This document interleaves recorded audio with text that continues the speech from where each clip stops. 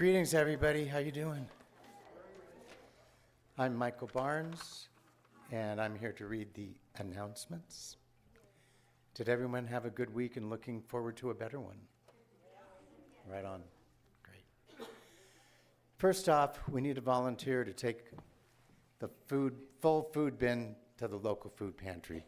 Do I have a volunteer? When does it need to be done? ASAP. Oh, ASAP. We'll make it work. I can probably do it this week if you want to call me. Okay, I can probably do that. great. Maybe we can make it a tandem thing. Oh, that'd be fun. Right on. In the future, we will be specifying items to contribute. The month of June, we are looking for canned vegetables. We have an exciting and busy month ahead of us. Some of the events you should look for and plan on attending. They're including on June 14th, there's a membership meeting as requested by the membership to review the progress our board has made since March 1st. Whew. Ask questions and give feedback. Please plan on attending. We want to review our process together. There will also be a potluck meal. There's always food involved in these announcements. It keeps us happy. So Sunday is Father's Day, and we will celebrate the following Sunday of June 14th. We will celebrate our fathers with a guest speaker, Dr. John Haas, to be followed by a meatball and pasta dinner. Please bring a dessert. Everything else, our dynamic hospitality circle has got covered. Workshops of the month include Connecting to the Creator by Nikki Shields on Saturday, the 27th, from 10 a.m. to 2 p.m. And we have an opportunity to explore healing from disappointment and betrayal with Reverend Helen and Nancy Kelly. This is a 2-session offering across 2 weeks with 2 time offerings. Confused? I am. Just check out the flyer in the lobby for more info on these workshops. On Thursday, June 19th, we're inviting our new members together for a meet and greet soiree with the new member coordinator, Chris Rice, and Nancy Kelly will begin to build social connections and ask questions. Although this is a time for our newest members,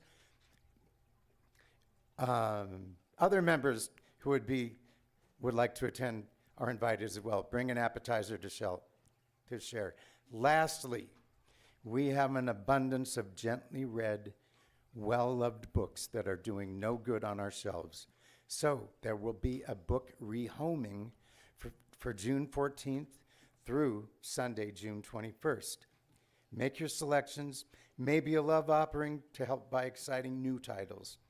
With the admin office staffed through Thursday, from Monday to Thursday, you are welcome to come and peruse them as well. Remember, our bookstore offers titles with no markup on the price and no state tax because we are nonprofit exempt. Have a great week filled with blessings, peace, and love. Remember, Ernest Holmes states, life is a mirror and will reflect to the thinker what he thinks into it. Stay positive, live in abundance, and let's all walk in peace. Blessings.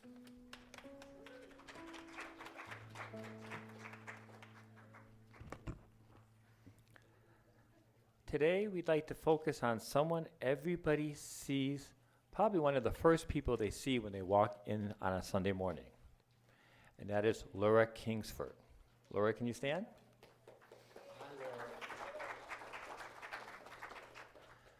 Laura is a cat lady. She has 2 cats, but chose not to have kids. Nutrition protocol for metabolic, kidney, and gut health. She told me she got tired of being cold in the summer in Alaska. So she went to St. George. She got tired of a hot summer in St. George. So she moved here 5 years ago to Prescott. She said it was perfect, yes.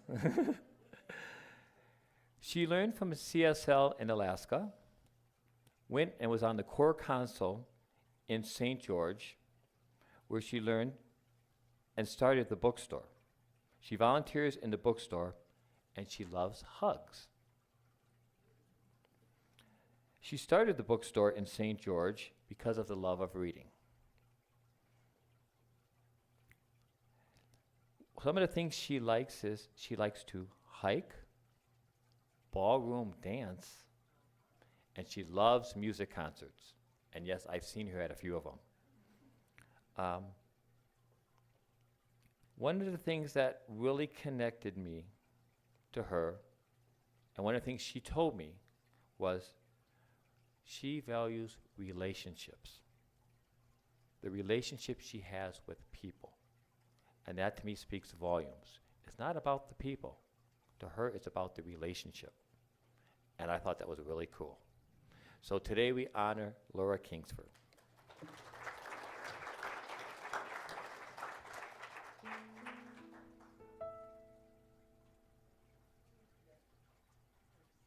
Oh, hi, everybody. I'm Jackson. I'm playing music with you all today. Man, fun service we have set up for today.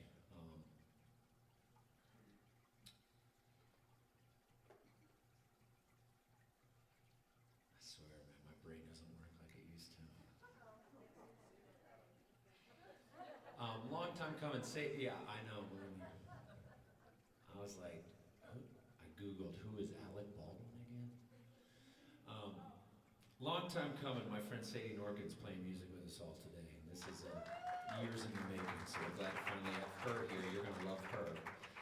Helen, back up from Hawaii by way of Prescott, so it's not as impressive as coming up from Hawaii, but we're looking forward to her as well. She's always running on the full voltage. And so are we, aren't we? Oh, look, the opening song's up. Oh, I almost forgot. He does everything. It's Bob. He's going to be signing today. And bossing you around. So we all know that CSL is a practice, meaning that it's something that you get better at and then sometimes slip and notice when you slip and say, oh, I'll get another chance to do that. And one of those things, in my life anyway, is practicing knowing everything is all right. Because sometimes you get tricked into thinking it's not all right. There was a great t-shirt I saw. I should have bought it. It was a light bulb that was saying, I don't know, maybe worrying about it will help.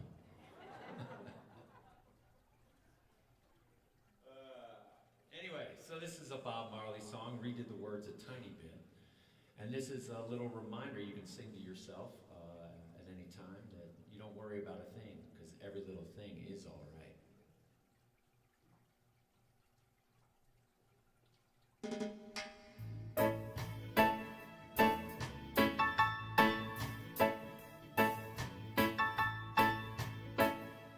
Sing along. I don't worry about a thing. That's right. 'Cause every little thing is alright. I said I don't worry about a thing. 'Cause every little thing is alright. Y'all sound so good. I rise up this morning.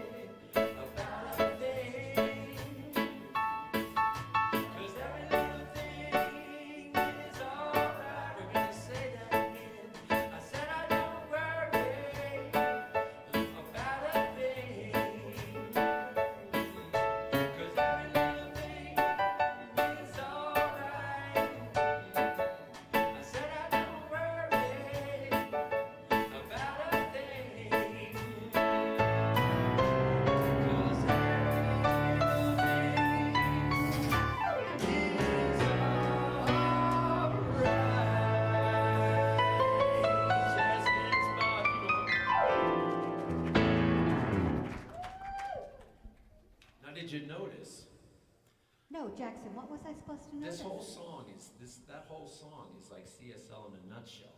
Because the original words say, every little thing is gonna be all right at some Right. point in the future. And I realized that was not CSL. And so you've got that version so ingrained in your head, just like an old thought, that you can't just, you look at the new words one time, the old thought still keeps creeping through, saying every little thing's gonna be. And so it's a practice to change it to the new words. You understand? Am I making sense up here? You today? are making more sense. Good morning, CSL Prescott, and our head philosopher here at our piano. So up here to help us celebrate the wonderfulness that we all are, because everything is going to be all right. Everything is all right, and we, each and every one of us, are absolutely perfect, just as we are. I'm Nancy Kelly, and I've had the privilege and opportunity to be your service leader today. And I want to tell all of you a little bit about what we're about. First and foremost, we are a spiritual center.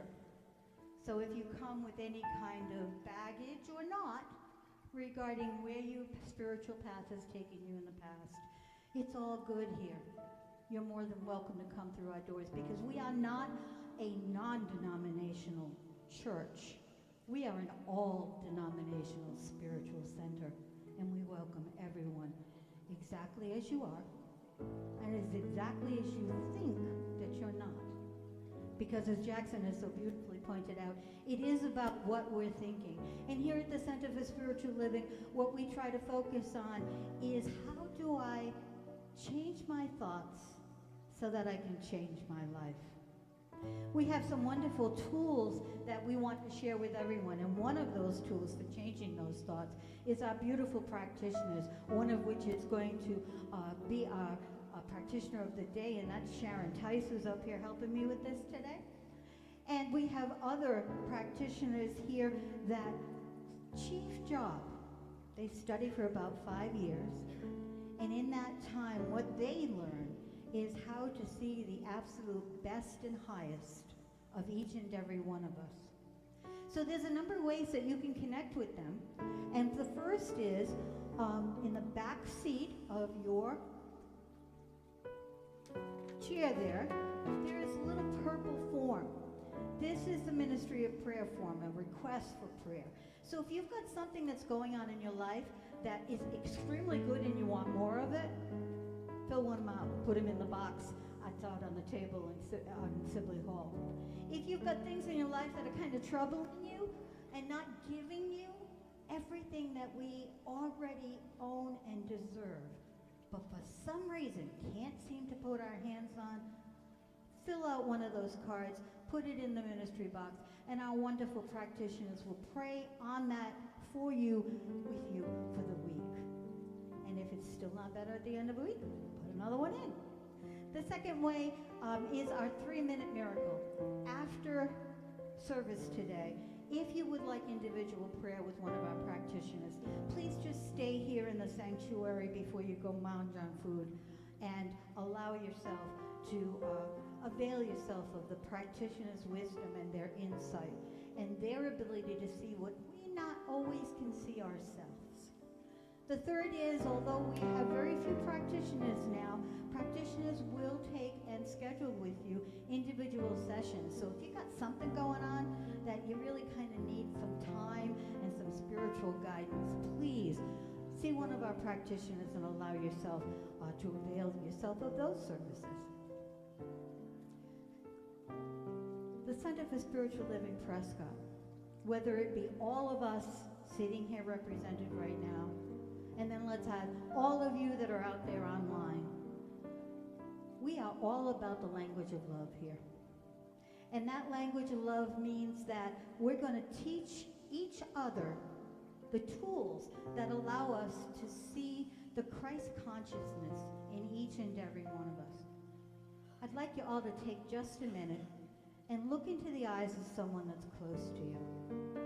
Have this experience of looking in their eyes and seeing the love that is residing there. If it doesn't bring a smile to your face, I don't think you're looking hard enough. because within each and every one of us is a core. In another place that I've had on my spiritual path, we used to talk this as being a hole in our middle with the wind blowing through. And that hole was specifically designed for spirit, God, whatever you want to call it, but that divine consciousness to fill.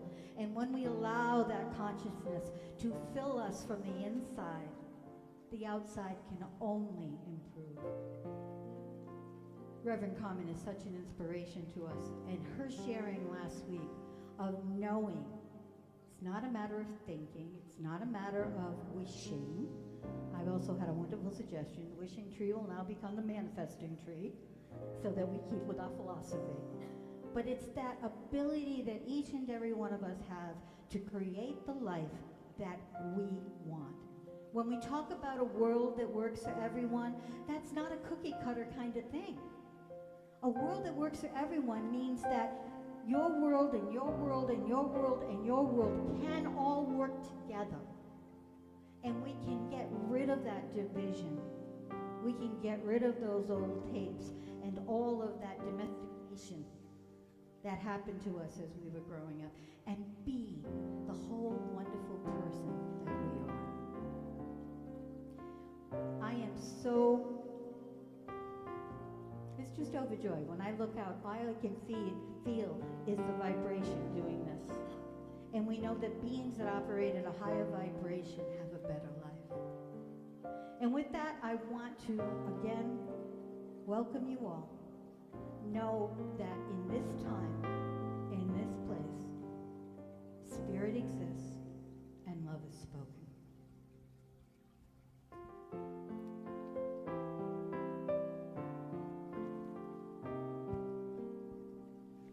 And so let us pray. For what I know is that as we are all joined here this morning in love and joy and peace, so is Spirit. Spirit is here amongst us and as us. So we are truly blessed, and we are blessed to have this service today, to have our music, to have our speaker, Reverend Ellen, to have Nancy, to have all of you, all of us here today under the umbrella of that one. And so it is.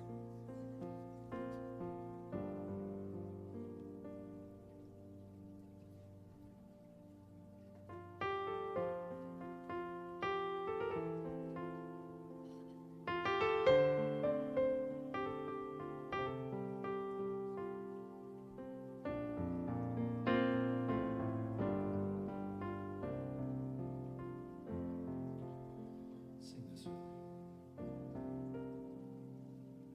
Be still and know that I am God. Be still and know that I am. Be still and know that I am God. Be still and know.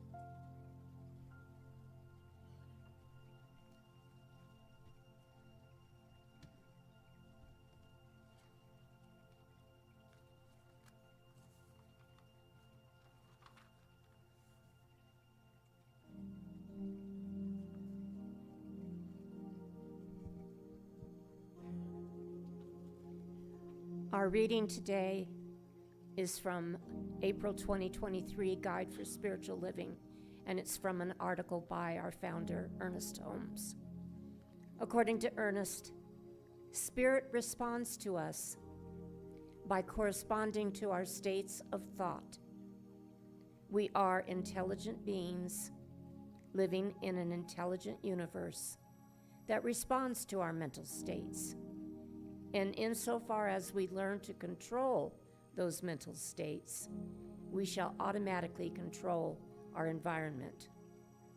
Naturally, our first thought is that we would like to demonstrate health of body, peace of mind, prosperity in our affairs, and to neutralize an unhappy circumstance or to attract to ourselves some good that we've not been enjoying. Every one of us has within ourself the power to consciously cooperate with the spiritual side of our existence in such a way that it creates a greater happiness. God is real to the one that believes in that supreme being, that supreme spirit, real to the soul that senses its unity with the whole. Every day and every hour, we meet the eternal realities of life in love, peace, wisdom, and joy, believing and receiving. We are automatically blessed. And if we could take a few moments to reflect on those words.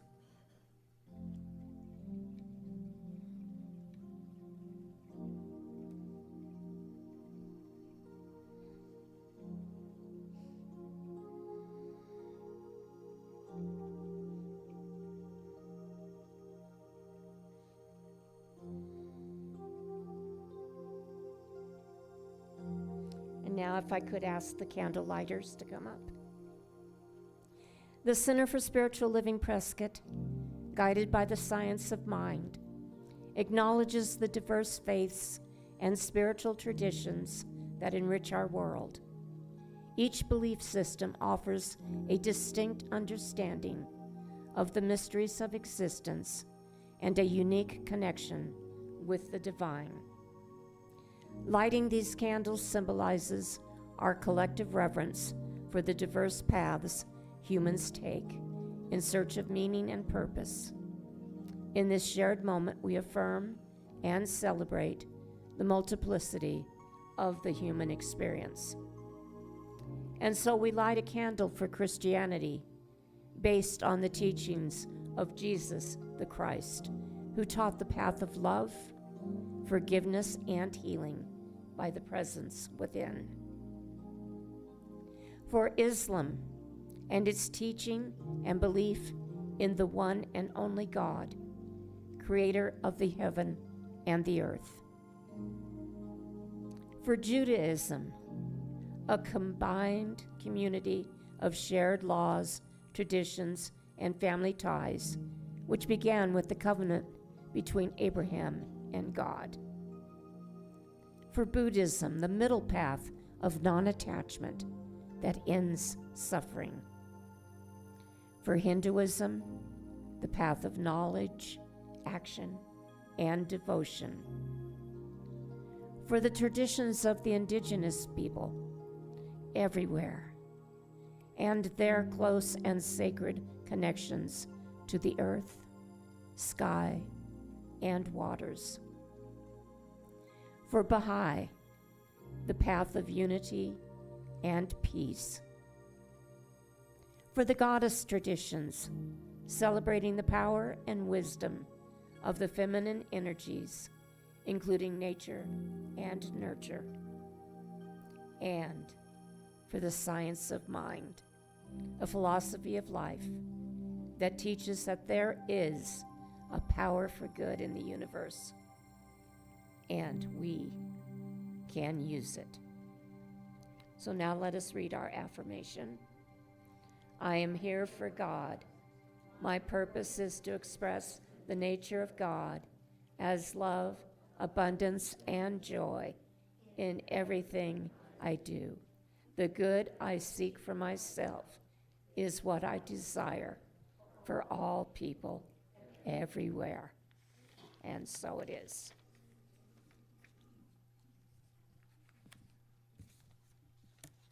Hello. My name's Sadie Norkin. Hi. Thank you so much for having me today, you guys. It's so beautiful to be here in this room with you. Wow. Wow.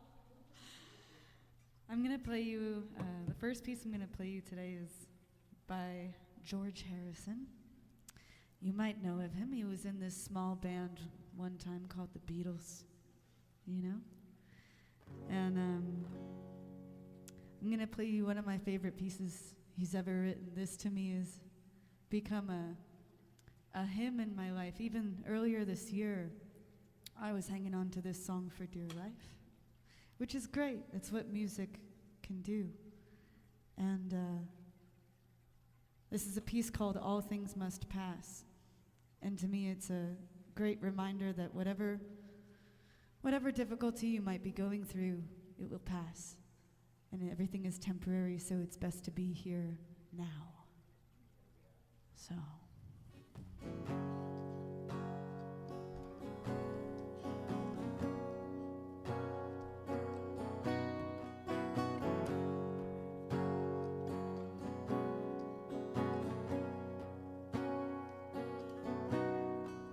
Sunrise doesn't last all morning.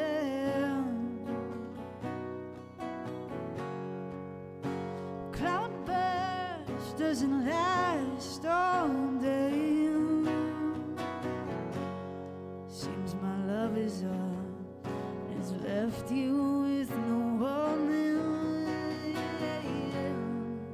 It's not always gonna be this great. All things must pass. All things must pass away.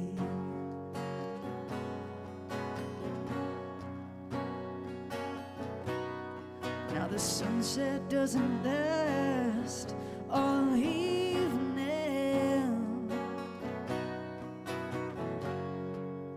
A mind can blow those clouds away. After all this, my love is up, and it must be leaving. It's not always gonna be this great. All things must pass. All things must pass away.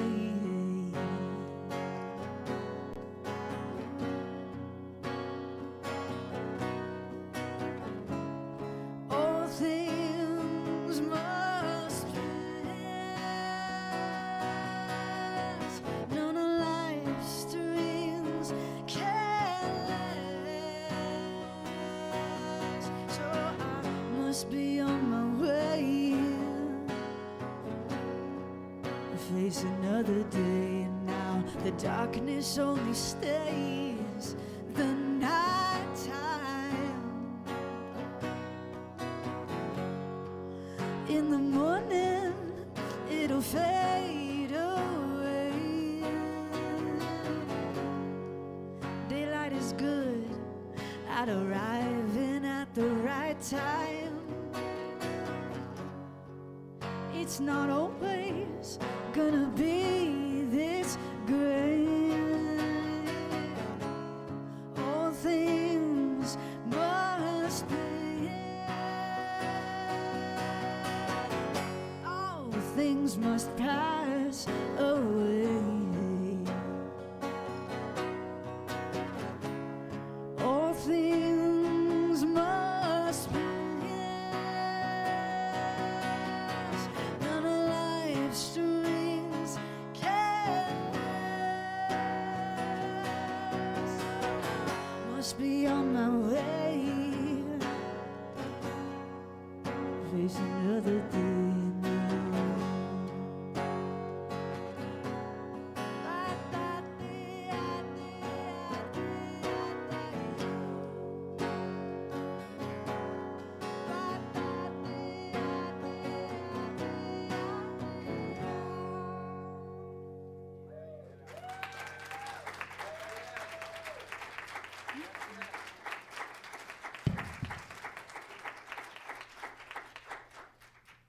Thank you so much.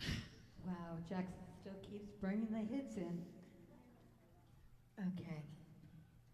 All right, so at this point in time, I think, because I don't have a program up here, and my cheat sheet is not up there on the screen, I think we have to introduce our speaker today. Have I got that right?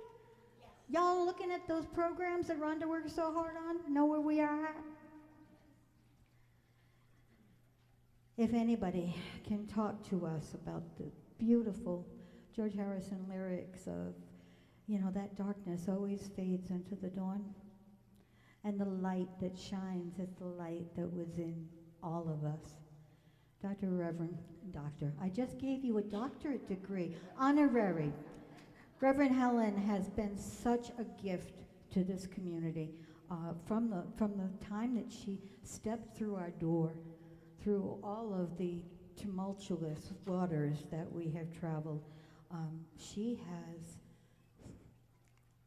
has held her spiritual path in such a way that it is a true inspiration. And I know, for me anyway, I don't ever walk out after she's been the speaker and feel like I wasn't fed and fed well.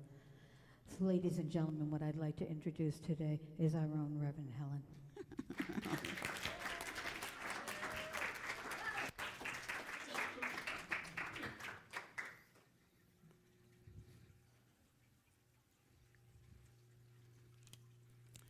Good morning. I'm going to put this down here where it's safer.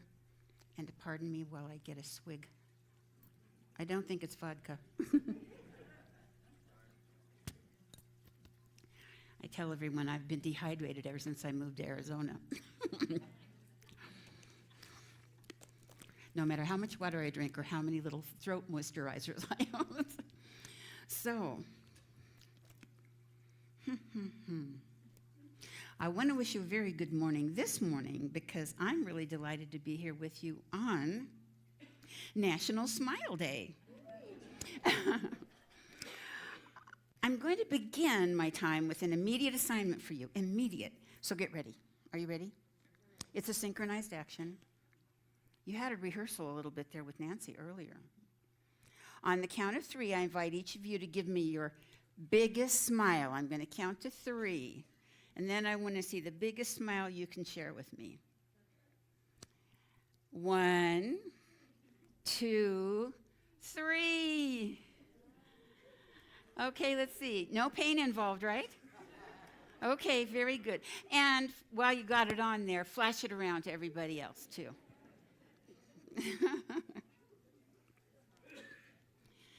How does it feel to smile? Feels Sometimes it's harder to smile in than other times. Sometimes there are challenges that show up. But I'm here to tell you, it was so much fun digging into smiling and what that's about and all those wonderful benefits it has for us. I happen to be a natural-born smiler. What can I say? And although I thought, when I was doing this, I thought back to my earlier adulthood, I guess I will say, busy working in offices and all this stuff, in politics and all that stuff, in the, not those politics, but in the politics of offices and such. But I didn't so often smile at strangers. It wasn't that I was afraid of them. I think I was just afraid they would think I was weird. But I have to tell you, somewhere along the line, I remember reading, hearing, whatever, the whole concept that first, a smile is a tremendous gift, and it means a lot. Secondly, if you're a natural-born smiler, it's kind of automatic. However, it's not always easy for some people to smile. We don't know the shoes they're walking in. We don't know their experiences. We don't even know their feelings about themselves. We don't know their trust or distrust of others. And also, I think going back way then, I had a little attachment to outcome. If they didn't smile back, I was like, what did I do? What was wrong? What happened? And I also got a little updated on the idea of non-attachment, just giving it.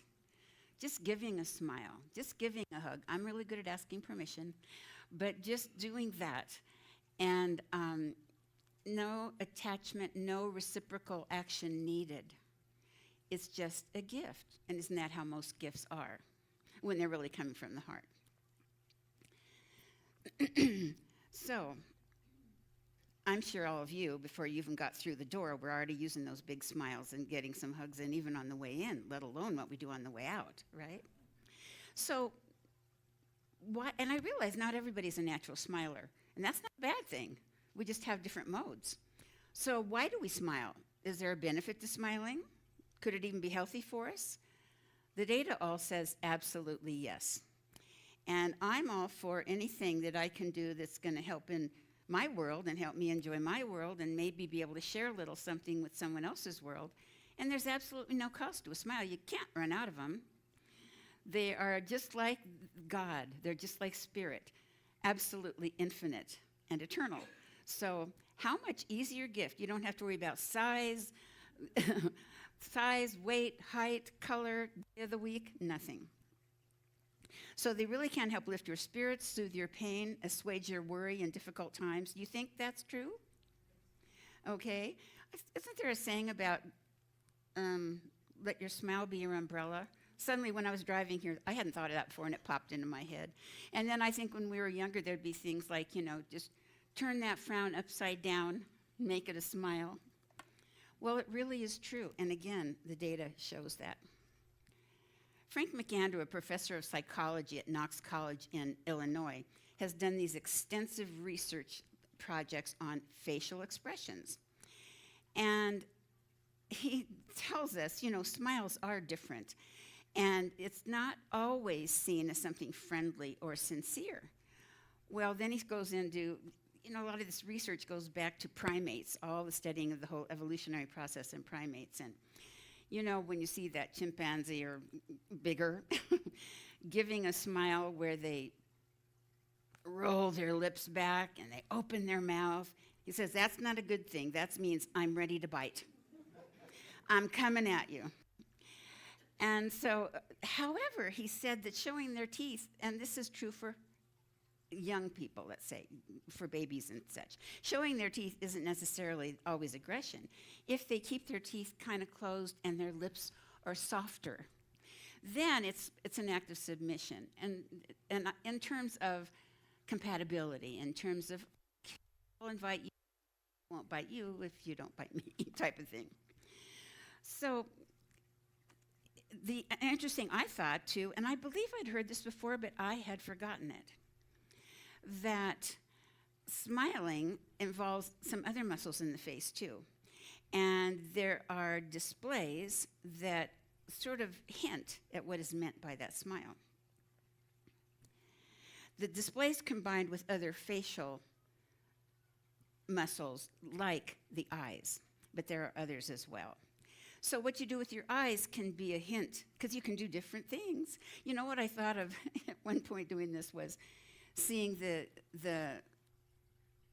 I don't want to say models, that's all very staged and stuff, but it's like you're a teenager and you see him across the dance room and suddenly you get that nervous smile, and then if you're really sophisticated, which I was not, it would be that come hither kind of smile, So that's one I think we probably were all familiar with at some time in our youth, because we either used it successfully or didn't even bother trying. So, the two types of smiles I usually identify are, one it's really authentic, it's automatic, with smile or laughter. It comes right up from the middle of your being. And then there is second kind of smile that is, how did they refer to it? Oh, it expresses a lot of ranges, but it's something you do in public. And it doesn't necessarily respect or indicate friendly feelings. You know, like politicians smiling for the cameras, which we're seeing a lot of these days. What I thought was new for me and very interesting was that we don't have to learn anything about smiling. Even if we're not natural-born smilers, we don't have to learn anything because, frankly, it's programmed behavior, literally programmed to our genetic makeup. And literally, children who are born blind and have never seen anything and have never seen a smile, they show the same kind of smiles under the same situations as sighted people. And I thought that was pretty fascinating. I mean, that just speaks to, if their joy is being felt, they're smiling, or they're giggling, or they're laughing. Smiles and laughs are pretty simple things, aren't they? But while a significant part of most of our days, our smiles and laughs have more implications than we realize, it's kind of to kind of think about that. Studies show that there are many, many benefits, and we're going to talk about those in a little bit. But why do we smile and laugh? Well, we sort of touched on that. A genuine smile is produced without reasoning, without planning, and even without realizing. It just comes up in us. It's like a belly laugh that suddenly overcomes you, and then whatever triggered it, it can be a funny situation or remembering a funny situation. And then you just start laughing hysterically. And those are the kind that sometimes, you know, like it's church and you're supposed to be quiet, but you can't get rid of the giggles. They're there and they're just bubbling up from within you. And that's kind of the best kind of laughter, I think. So we don't always smile or laugh when we feel genuinely content and happy.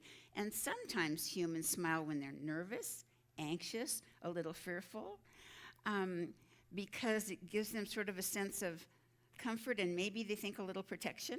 We have our reasons, all different reasons, sometimes out of embarrassment as well. Laughter and smiling are complex behaviors that have prompted a lot of research into primates and more recent research too as well in humans. A French scientist, they've been studying this for hundreds of years, and a French scientist named, I didn't take French in school, folks, but Guillaume Duchenne was a neurologist who studied laughter and smiling in the 1800s. Something else in the story was 1600s, sorry. And he found these two facial muscles, the one at the sides of our mouth and also the ones around our eyes. And another important point I thought was the area around our eyes. This is called the orbicularis oculi, or reasonable facsimile. And that area, we can't activate those muscles at will. We can't say, I want them to think I really mean this smile, so I'm going to make my eyes do something different. I have disappearing eyes. That's my magic trick when I laugh and smile. I have no eyes. They just go. So anyway, but we all have our own ways. So only with a genuine laugh or smile are you going to have this automatic response, and your eyes are also going to indicate. Have you noticed that? It's something that's pretty clear to spot. He says, again, the only one that you can pretend about is your smile and your lips, the little muscles here on the side. You can't do anything about that eye connection. That is completely biological and connected instantaneously together. So, benefits of smiling and laughter. I always like to ask, can you think of anything right off the top that, I mentioned a few things earlier, but that you've noticed in your own life that a smile can make a difference in, or a habit of smiling can make a difference in, or what would you postulate it could help with? It's more fun. It is.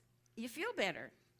And sometimes it does generate smiles coming back. And so you're making you happy, you're making them happy, everybody's happy. Oh, I thought you, okay. Yes? Attitude. Absolutely. And in Science and Mind, attitude is everything. It's what we're putting out there. It's what we're sharing with the world. And smiles are a very big part of that.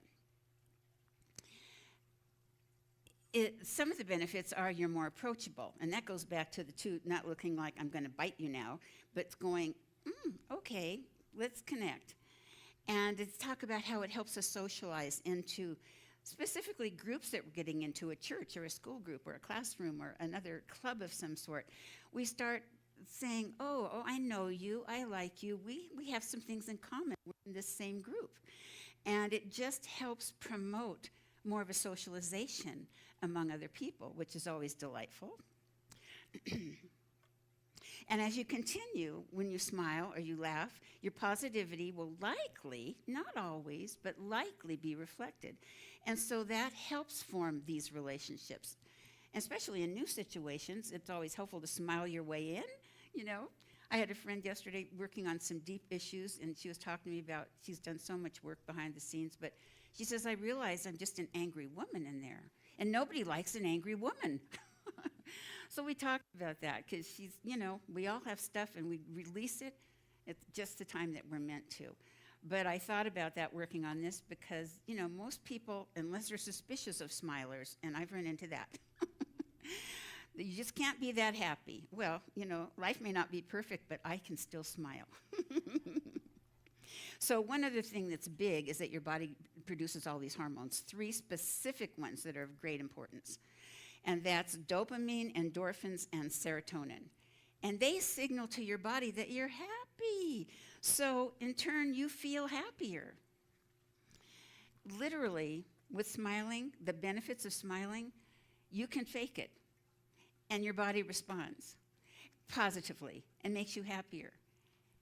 Even people in a study that had Botox that could not move their muscles felt happier. So I love the little tidbits that showed up in this. Oh wait, there's one other thing I have to share because this goes right up on my list of this is perfect. An author of the book called Smile, The Astonishing Powers of a Simple Act, his name is Ron Gutman. British researchers found that one smile can generate the same level of brain stimulation as up to, drumroll, 2,000 bars of chocolate. Now, in my book, that's all I needed to hear. And I was smiling before that. But I also, chocolate is one of my major food groups, so what can I say? And I said, and if you force a smile still, you're going to feel better. And and it was the British study again who discovered the whole Botox thing, which I found that pretty interesting. But our body knows what's going on. Our body knows what's going on. And a writer, William Arthur Ward, said, a warm smile is the universal language of kindness. And I would think that that is very true. And he talks about how in different nations, different countries, there are different responses and different intonations culturally that certain types of smile may mean. But generally, it's considered that universal language of kindness. Oh, you're also more productive at work, it says. And you know, you'd think bosses 50 years ago would have figured this out. More of them have been figuring it out, corporations through the years. But again, staggering statistics. I promise you I did not make these up. Jessica Price Jones, author of Happiness at Work. She said that happiness at work is closely correlated with greater performance and productivity, as well as greater energy, better reviews, better salaries, faster promotions, and so on, all in that positivity run. Her research compiled results from 3,000 people in 79 countries around the world. The happiest employees were 180% more energized, and 155% happier with their jobs. And get this last one, they spent 80% of their week on work-related tasks, and unhappy employees spent 40%. So doubled in terms of not only their happy and the joy around doing it, but the actual work that they were doing. And another big one, I think, for most people, and I know for me in my life, it took a lot of work. Science of mind is what helped me so much with that. It relieves stress. Again, we talked about those hormones. Those are kicking in and telling your body, oh, I'm happier. I'm feeling pretty good. But they can also they actually called it cooling down your stress response because it decreases your heart rate and blood pressure. It causes you to feel more relaxed. And laughter stimulates these in that same way. Actually, over time, the practice of smiling or laughing more in your days and your regular life can reduce the physical symptoms of stress. The physical symptoms of stress. And let's see, is it limited, this physical symptoms of stress? Is it just a couple? No, maybe a couple of thousand. So stress, as we know, is a big challenge. And so anything we can do to get that down. Because smiling and laughter, even during difficult times, and we're all having difficult times in different areas at any given time in our lives, even during difficult times, smiles and a positive attitude can really make you feel better while you get through it till you come out that other side. And the final one brought up is that you can actually live longer. They actually did studies to show that life longevity and quality of life, the enjoyment, we talked earlier about the joy, the happiness, the laughter, can actually continue longer. You may actually live longer if you just start smiling more. That may be more important to 20-year-olds than us. We're sort of 21. No. But again, very interesting stuff. So when I was in this portion of it, the man who came to mind, the name that came to mind was Norman Cousins. Do most of you remember Norman Cousins? And it's funny because also in my mind, incorrectly it turned out, I was thinking he had coined the phrase, laughter is the best medicine. He didn't. He didn't write that phrase, but that phrase kind of morphed over time. And interestingly, the concept where that sort of began, according to our modern awareness, goes way back, and I found a very early, very, very early reference to a Bible verse that makes the point. In the Proverbs 17:22, in the King James Version of the Bible, which was first published in 1611, so a few years. And that verse is very simple. It reads, "A merry heart doeth good like a medicine, but a broken spirit drieth the bones." If that's not a clear indication of correlation, they knew something too. Even if we've ignored a lot of it for hundreds of years, but we're getting better with that. So even that biblical reference brought up this mind-body connection, right? And that we have a part. And this is what Norman Cousins, his big mark on the world. He was a prominent American journalist and an editor and a peace advocate. And actually, though, he became a pioneer in personally researching the mind-body connection and healing and bringing attention to the fact that patient-physician partnerships and the use of humor actually fueled the body to do what it knew how to do to get you through dire situations. And that all began with him in the 60s. He was diagnosed with a very severe, painful, and degenerative spinal disease. And he was in LA at the time, at UCLA Medical Center, and doing work there. And his physician was there. And once he got this diagnosis, he checked himself out of the hospital because it's dire, it is degenerative. There's no way to go but down, according to the prognosis, right? Checked himself out of the hospital, worked in partnership with his physician, which was wonderful, especially then, and he daily viewed a regular stream of comedy films like Laurel and Hardy and Charlie Chaplin, anything that made him laugh. And I remember hearing him speak years ago when I was in Orange County, and literally he started going down this rundown of all these comedians that he just watched. He had them like on loops. I don't know if they had loops then, but he just constantly watched them. And they helped get him through working with that and being proactive in his own care with his physician's partnership, got him through to the other side of that. And that's when he wrote the book in 1979, Anatomy of an Illness as Perceived by the Patient, Reflections on Healing and Regeneration by Norman Cousins.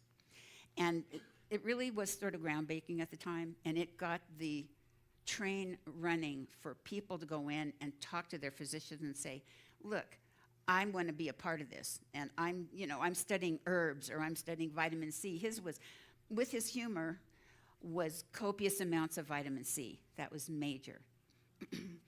And so he did a lot of amazing, especially in the peace arenas, global peace arenas, but he did a lot of amazing work.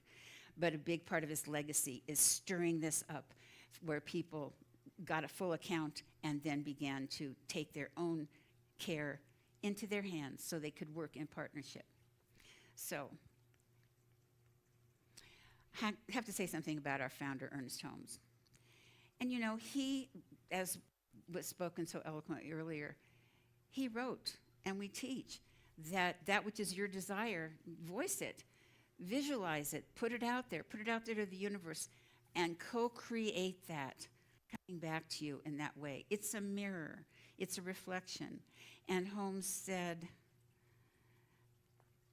life is a mirror and will reflect back to the thinker what he thinks into it. Our life is that mirror of our thoughts.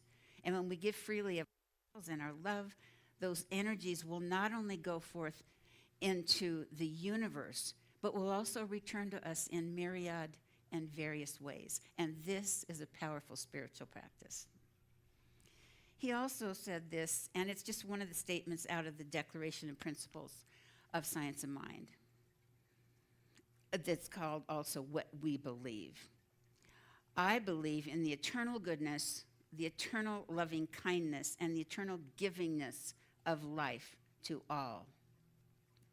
So the simple gift of a smile is your gift. You don't even have to wrap it. It's your gift that you give anyone, maybe without even thinking about it. But you don't know how their life changed that day or that moment just from that kindness, even if they didn't respond. You don't know. It can help to soothe a hurt heart or body or soul. So finally, he also said, we should give of ourselves in love and in service to others, in a spirit of generosity and good fellowship. To refuse to give, this is important, is to refuse to receive. It is a circular universe, the law of attraction, the law of giving and receiving, the law of the universe. We know that. So we don't want to shut ourselves off. We want to be open, and that means the outpouring that we give and being open to that which comes back to us. So remember, he also said, he continues that with, real giving is the givingness of the self, a kind word, a thoughtful act, perhaps just a smile can help lighten the burdens of others. So quickly, how am I doing? Quickly, how do I find ways to laugh and smile more? I'm just going to do the high points. Force it if you must. As they say, force it if you must, because it'll fake you out and you'll start getting benefits even if you do it forcefully initially. Find humor. No matter how deep or dark something may look, find the love in there, find the humor in there, find the life in there. Engage with others. Here we are engaging with one another. Socializing and laughing, that helps bring smiles to us. And life is really all about how you approach things. So we're reminded to laugh at ourselves. So look at the good in all that's around you and find that place that you can do those things. And in closing, after I got some things from our founder, Ernest, I just Googled to see if there were some other quotes. I mean, I'm sure there were a million, but about smiles. And came up, much to my surprise, was a couple of quotes from Marilyn Monroe. The beautiful, glamorous, tragic ending Marilyn Monroe. I really hadn't seen anything about her for quite some time, so it just startled me. That was the first one that came up. And it's been really clear by those who knew her that besides her sheer beauty, she was a kind, intelligent, ambitious, and compassionate woman. So I decided not to look anymore, as I think she made a couple of points here very sincerely, succinctly. So I'm going to leave you with these thoughts. On inner beauty and expression, she said, a smile is the best makeup a girl can wear. And on perseverance and gratitude. So keep your head high, keep your chin up, and most importantly, keep smiling, because life's a beautiful thing. And there's so much to smile about. And even in the upcoming months, even if we have deeper, darker challenges as we go through this summer, keep your chin up, and most importantly, keep smiling, because life is a beautiful thing, and there's so much to smile about. about. Smiles to you. Happy smiles to you instead of happy trails. How's that? Thank you so much. I love you all. Thank you for your smiles. Oops, knocking things down.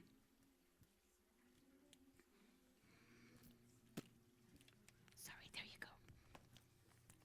Oh. If you're one of those people who has trouble smiling and you need a little starter, I just thought I'd share this with you. There.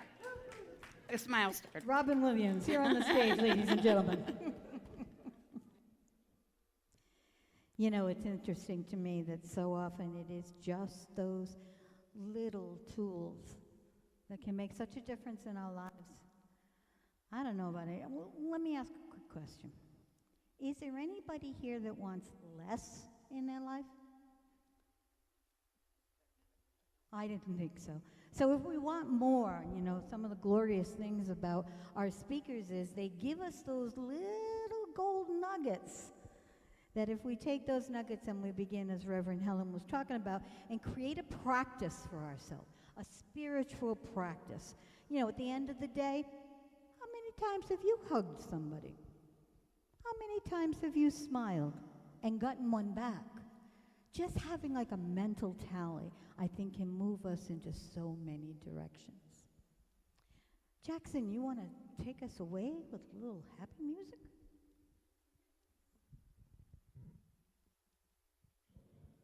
Because I think, right, I'm supposed to shut up now and it's you? Community song? I went and got one of those while she was talking, so I know what's going on.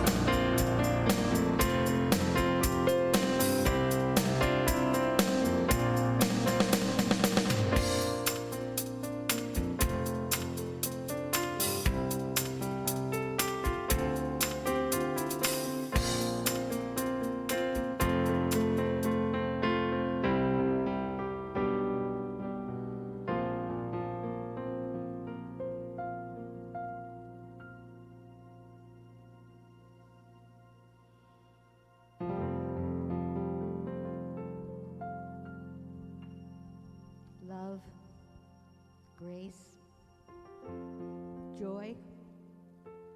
Yeah, the good stuff. The 18-karat gold. How can we bring more of that into our lives? Well, one of the ways that we can do that is by taking and joyfully, prayerfully, and with deep consideration, figure out how you can take and support your Center for Spiritual Living. I'm sorry, I just excluded myself there. Our Center for Spiritual Living. So at this point in time, we do have to address where, we have lots of time and talent that's being offered.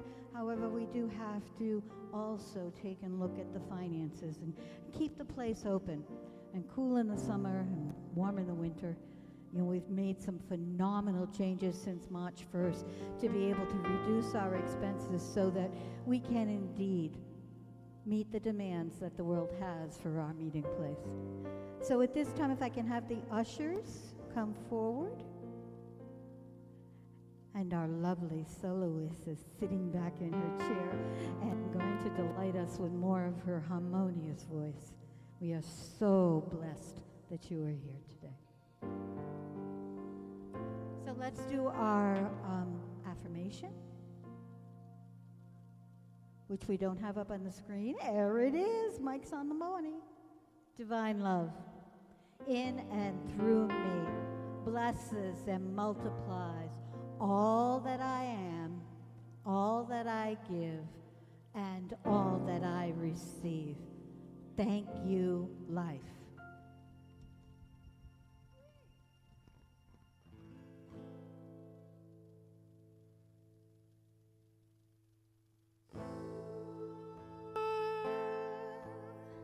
Of sunlight,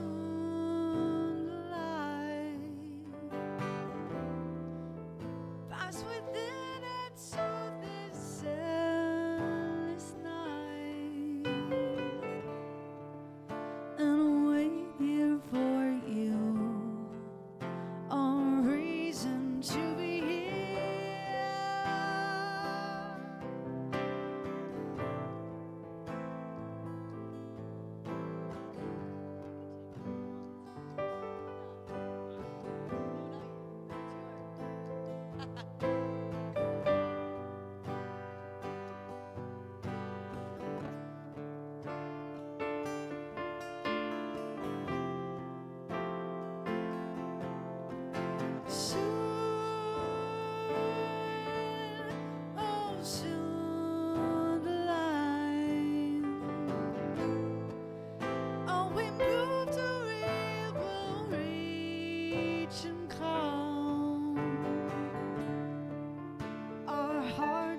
Open, a reason to be here. Long ago, set into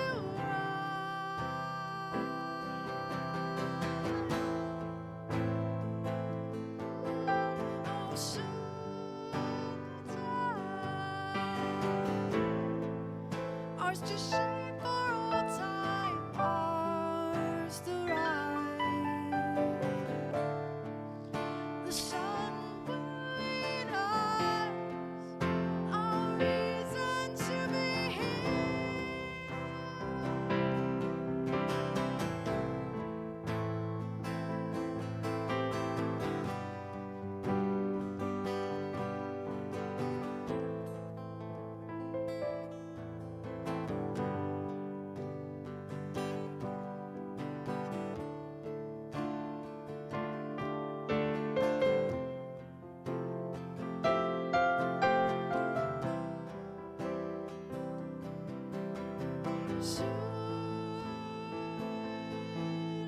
Of sunlight,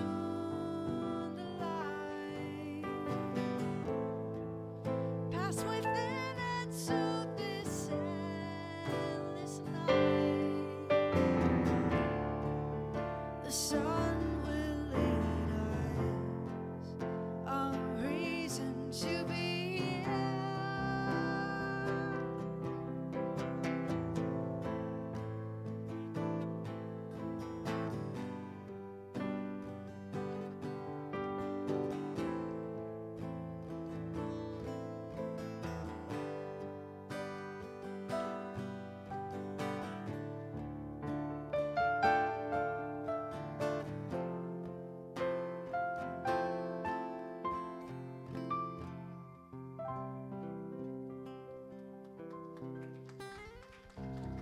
Amazing. Such a gift. Thank you so much. Let's give that up one more time. This girl deserves it for sure. If I can have the ushers Thank you. come Thank you, forward Bob and now. Jackson.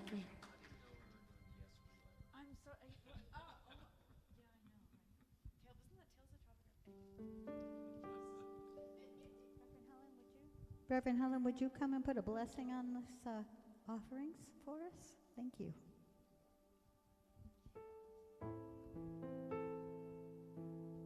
For these beautiful blessings, these gifts, these expressions of love, faith, support, and an ever-changing and expanding life. So we know that it is shared with great love, that we use it in that way as it blesses this center, as it continues to thrive and grow and goes right back out into our community. Center of light, a center of love. And for this we are grateful to all. And I say, and I ask you to close this with me and accept these beautiful, bountiful gifts by saying, and so it is. Thank you. Thank you, Reverend Helen. And thank you, our ushers. So this is always one of my favorite parts of the service. Do we have any newcomers here today that would like to identify themselves, and no elbowing anybody, or someone that's been away for a while and is coming back that would like to stand up and say hi? There we go. Wow, we're so excited. So do we want her to come back? Yes, there we go. As our gift to you for joining us today, we have a plethora of gently read, well-loved, used books in our bookstore. Please feel free to peruse it and take one with you as our gift. Okay. So, I hope that you've been fed adequately today. There is a board meeting after, probably about noontime, Mr. Michael, so people have a chance to kind of grab a little bit of food. And remember that our board meetings, unless they are specified as closed, are open to any members that would like to come. There is a place in the agenda for your voice. We're a member-run place, so we want to make sure that the membership and the board are in accordance with each other and aligned. Because one of the things that Ernest Holmes has taught us is alignment is that goal.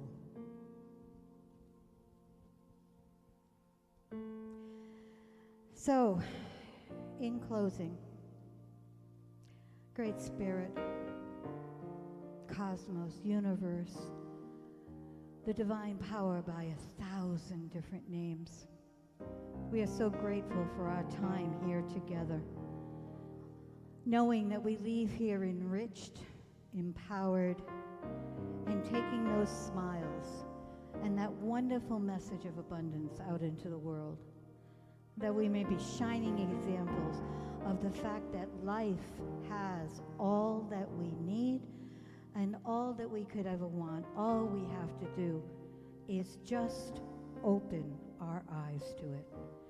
And with that, let's close by citing the benediction together. Something wonderful is happening through me right now.